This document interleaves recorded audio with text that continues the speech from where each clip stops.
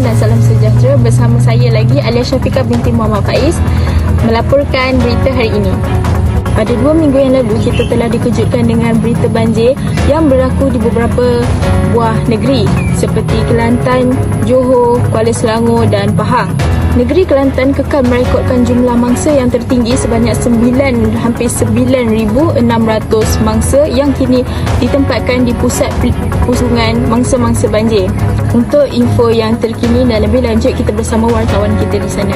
Hai, saya Nur Hazina. Saya berada sekarang di Kota Baru Kelantan. Kini banjir sudah mula surut, terjejas pada banjir yang seminggu yang lalu. Kerana seterusnya kita mula memanggil anggota penyelamat untuk menerangkan tentang isu semasa ini. Saya di sini bersama anggota penyelamat untuk menanyakan tentang suatu isu semasa tentang banjir pada minggu yang lepas. Hai, Assalamualaikum. Saya Raudah. Saya merupakan anggota penyelamat kepada mangsa banjir. Menurut laporan info bencana Jabatan Kebajikan Masyarakat iaitu JKM, telah merekodkan sebanyak 9,629 orang yang ditempatkan di Pusat Pemindahan Sementara iaitu PPS. Sehubungan dengan itu, masyarakat setempat ini sama-sama untuk turun padang untuk menambah baik pula kawasan rumah mereka. Kini saya bersama mangsa banjir untuk menanyakan tentang sesuatu pada minggu yang lepas yang lalu. Hai, Assalamualaikum. Saya Nur Fatisha. Saya adalah mangsa banjir. Untuk makluman semua, terdapat beberapa kawasan yang telah dinaiki air. Antara paras yang telah dinaiki air antara 1 hingga 2 meter. Banjir ini terjadi disebabkan hujan berterusan selama seminggu.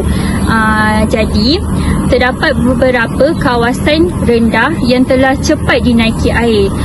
Oleh itu, terdapat kawasan longkang yang tersumbat yang menyebabkan paras air dinaiki sangat tinggi. Kini saya bersama dengan mangsa banjir kedua untuk berceritakan tentang isu semasa pada minggu yang lepas yang lalu.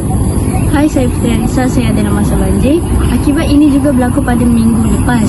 Hujan lebat turun secara mendadak dan pada waktu itu kami sangat cemas.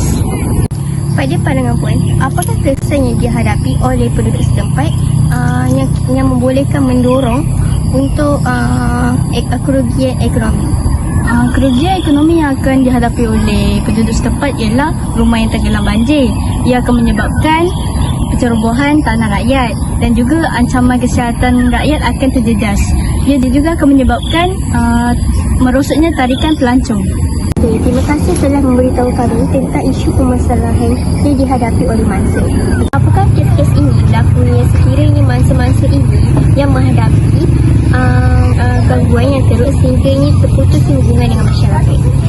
Okey, untuk gangguan, seperti yang kita tahu, gangguan ini akan memberikan kesan kepada kami seperti gangguan kesihatan, gangguan emosi, gangguan kesejahteraan fizikal dan sosial.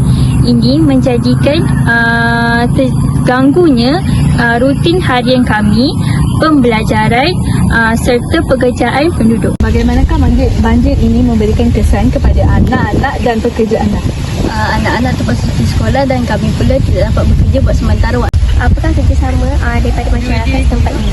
Masyarakat banyak membantu dengan memberi maklumat dan mematuhi arahan pihak berkuasa. Saya bersama mangsa banjir seterusnya. Apakah cabaran utama yang anda hadapi sekarang? Cabaran utama saya yang pertama selepas banjir mula surut adalah kerosakan barang seperti perkakas rumah, perabot, kenderaan kami dan sebagainya. Selain itu, cabaran utama yang kedua pula ialah kami perlu konsisten untuk mengemas rumah yang dipenuhi lumpur-lumpur. Jadi kami ingin memerlukan bantuan dari pihak-pihak tertentu untuk bersama kami dalam membuat pembersihan rumah.